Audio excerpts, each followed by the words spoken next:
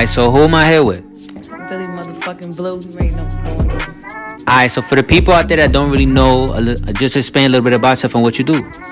I'm a rapper. Light it up, bitch, I smoke like a Rasta. My boy toting the Glocky, a shot the. I be knocking bitches out they chocolates. You could get put in a spit like some grappa. Hottest female rapper coming out of Brooklyn. Something like that. Okay. So, why do you personally feel like you the hottest rapper coming out of Brooklyn? Or female rapper? It's a lot of hot female rappers coming out of Brooklyn right now. I just be talking my shit because that's just what I do. Like. So speaking of other female rappers, I seen you did a song with Lola. The Brooklyn bitches, they ain't really nothing to play with. Bitches steady chatting when I ran down, she ain't say shit. My hitters gon' bang quick, fuck around and get dangerous. Lola Brooke, yeah. How did that kind of come about? Like, how did you tap in with her? We was been supposed to get some shit in for a long time. It was way overdue. But she had the track by Dizzy. Shout out Dizzy Venko, fucking master producer.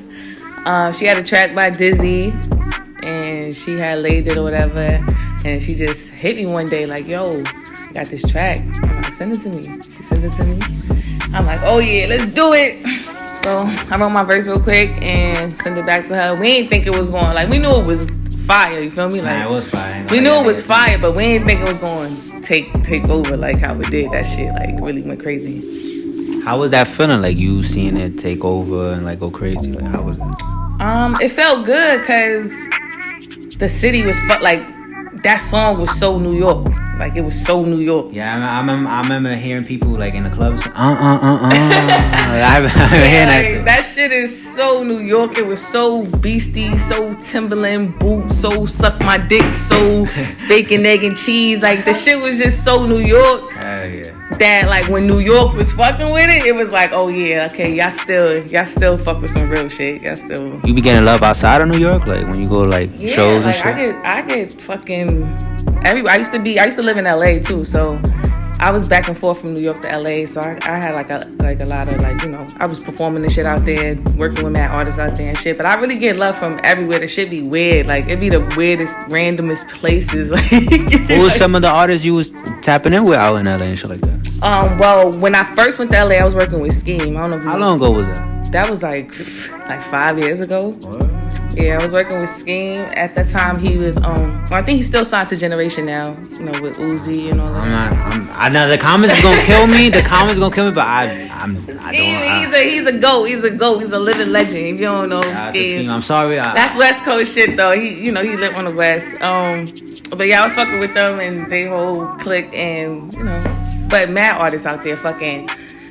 I used to be in the studio with Rucci, AZ Chike. Rucci sound a little familiar. Yeah, One Take J, like all of them. I used to just be around all of them. I'm sorry, the comments. It's West Coast shit. I don't really know. It's West Coast shit, but yeah, I was fucking with Matt. Like in LA, you get to like touch him, like tap in with Matt artists, especially when you nice. Like you get to tap in with everybody because everybody's wanting to create and do new things out there. So it's like. You think like it's like that in New York or no? It's a lot of politics. It's a lot of like you got to be a certain type of person to be able to get around certain people in New York. You know, it's a lot of politics. Like you can't just be any old body and just come around. Even if you nice with the music shit, niggas like, alright, but who is this nigga? Like who is this nigga? Like who sent you? Like you know, it's a little bit more. It's a little bit more. You know, they be a little bit more on it out there, but. I don't know how to explain. Like New York is just crazy. There's a lot of politics. Like when you from here, certain people you're not gonna go around, and it might not be nothing personal with them. You might not fuck with they mans that they be with. So it's like you think it's because of some beef shit or something? Not always, but sometimes it be beef. You know when you from the city, from where niggas is at, things happen. It could be some shit from fucking junior high school. Niggas is still beefing about. Like it be anything. Yeah, that's a fact. So. So speaking of LA, you said you went out there 5 years ago, you know what I'm saying? What kind of got you like wanted to do music and shit like that? Just being around niggas that was doing music. Like I tried to do everything, you know, the straight and narrow. I tried to like be this like civilian and I was just too wild. Like I was just too wild. So doing the shit that I was doing regular life, that shit just led me to doing rapping. Like, it just led me there because all the shit I'm doing. Does that stem from like your childhood and like kind of being a product of the environment? Like people around you was maybe rapping and kind of got you wanting to rap? Nobody in my childhood was rapping. Like my uncle on and your them was block like or that you know of. Cause the reason why I say on your block, cause I seen the her vlog shit that you took him on a tour. Yeah, but I ain't get rapping from being like, I got my lifestyle and my ways and everything from being in my hood, but I ain't start rapping. I wasn't rapping like that young. More so when I started like expanding, going out, that's when I started rapping and shit. But because I was around other people, and the music shit was just fun. Niggas is getting high, niggas making music. Yeah. It was just fun. And then I was like, oh shit, I'm good at writing and shit. So when you rapping, it's like, oh, you just gotta tell a little story, like this. So what was that moment where you was in a booth, you dropped a song, and you're like, oh yeah, I just gotta keep going. I could do something crazy with this shit. This one song I had dropped it on Twitter, and nobody knew me as a rapper. So when I dropped it, everybody that I knew was like, "Oh, nah, this is good. Like, do more of this." Going a little viral. Do more of this. Keep doing this. So then I was like, "Oh shit, I'm a rapper." You dropped a music video or what was it? Nah, it was just a SoundCloud link. It's just a song I just did, and niggas was tapping in from Twitter to the SoundCloud. Mm-hmm. I turned to a SoundCloud rapper, a little. So speaking of hood vlogs, how did you tap in with hood vlogs? Like, how did that kind of happen? My uncles and them, they made a name for themselves in East New York. Y'all do y'all Googles, y'all know who King Tut is. I feel like somebody from my camp reached out to them because he was gonna be in New York, so they just reached out like, "Yo, come to New York, Billy, she from East New York, fire," and he was like, "Yeah, let's do it." And we just did it. You mentally preparing yourself? Because I know that's something you kind of never did before, like showing somebody like the area and talking to the camera and shit like that. Like, I did not know what I didn't know what it was. Like, I didn't know how it went. I had to do it. Like, we had to record it like a couple of times and shit. I didn't know it was like that. You was kind of nervous at first?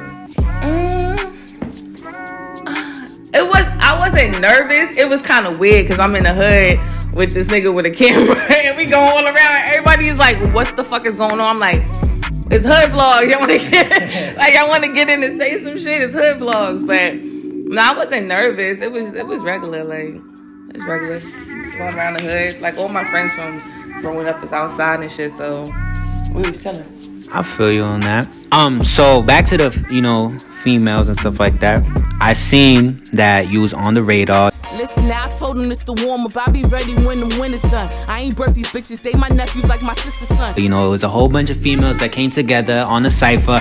I don't know how that came about, but I ain't gonna lie, Gabe is a GOAT for setting that up, because I don't really want to get into it, but I know like certain people don't fuck with certain people, so that's crazy how y'all just put all that to the side and really came together and bodied that whole cypher. So yeah, like at the end of the day, if you serious about your work and you serious about this music shit and all of that, ain't nothing going to come between you coming to perform and do what you're supposed to do and do what people expecting you to do. So all the ladies just put anything that was there to the side and they came and they rap like what we supposed to do as rappers. Like, it was calm. It was no like the experience being there, like you really had to be there. Everybody was just feeling that shit through their fucking toes. Like, it was so raw and so authentic and just so fire. It felt like some old school underground shit. Like, that shit was mad fire. I kind of feel like y'all kind of set the tone for that. Do you think, like, this is what I'm saying. Do you think that will ever come to a point where niggas could do that? Because females doing that is crazy, but you think like some of the drill rapper niggas could, be the bigger person, and they should. I feel like they should. I don't know if it could happen successfully, but I definitely feel like they should try to make it their business to show the world that they rap. And not saying that they don't rap any other time, but like show the world what's more important than everything else. they dream, they passion, they craft, they skills. Like, just put that shit on the forefront and let the people. We always doing this self-proclaiming shit. Like, I'm the king of this, I'm the queen of this, I'm the streets, this, that, the third. When I feel like you gotta let the people, you gotta let the streets say that shit. You can't go around calling yourself a goat and nobody don't think you a fucking goat. Even if the streets do say that, they might start jacking it and then start saying, yo, I'm the king of this, I'm the king of that. But if the streets is saying it, then when you go up to bat, you're gonna win, right? Because you got the streets. So don't self-proclaim it. Put in that work, perform, and then let the streets, you feel me, say that. And when the streets say that you winning, you gonna be like, yeah, I already told y'all niggas, y'all already know what's up. And then take it and you keep going. Like, the only thing I don't like right now is like niggas got so much potential, but they not making as much money as niggas from other cities that got the same issues. It be niggas from other cities beefing with each other heavy, but they still getting to do shows.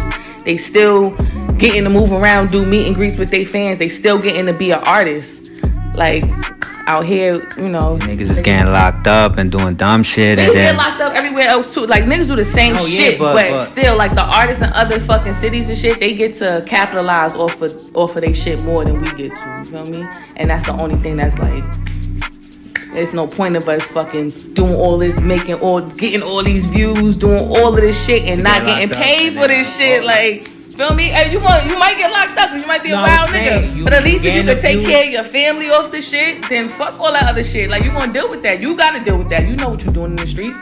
But as long as you can provide off of this shit, as long as it's making sense, like it's making sense, it's making you money, it's helping the situations, like that's when it's okay. But when it's not, then it's like we gotta reevaluate shit. I was gonna say in terms of like the whole K Flock situation, like how he got to a certain point, and I'm not saying like he's gonna fuck up his career, but like, you know, he could have did a lot, but now he's in jail. Now that might tarnish his career a little bit, you know. He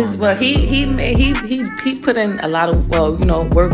Nah, he did with the music shit. So hopefully, but he could have went crazy if he was. Nah, he could have, but shit happens. You feel me? Like, niggas in the street, so shit happens. Hopefully, it could change and he could come back and he could just finish what he started and keep going. But it should just be an example to other niggas. Like, you feel me? Like, I don't gotta prove to niggas that I am what I say I am. I just gotta fucking provide for my fucking family and get the fuck away from these niggas that want me fucking dead. You feel me? Like, that should just be an example to you. You don't gotta prove nothing to these niggas. Cause proving shit to niggas only land you either gone or fucking in jail. And niggas gonna be happy. Like, niggas be happy about that shit. You don't gotta prove nothing to niggas. You just gotta fucking figure out your shit, chase your dreams, and fucking make your bread and get out the way. Like, that's it. That's a big fact. That's it. So speaking of the Bronx, will we ever see you maybe collab or get on a track with any Bronx artists? Maybe any Bronx female artists? I'm not sure if there's any Bronx female drill artists out there. There is mad Bronx female drill. Where the fuck you been at? I'm under rock. It's mad Bronx female. Hell yeah, I fuck with. I mean, I don't know exactly where everybody's from, so I don't want to be saying, yeah, I fuck with such shit. She not even from the Bronx. Oh, yeah. But like, I fuck with all that shit. I know everybody in that cypher was not from the Bronx. I know that. Connie is from the Bronx and London from the Bronx. You interviewed London. I thought London was from the Bronx. London from the Bronx. She from Uptown.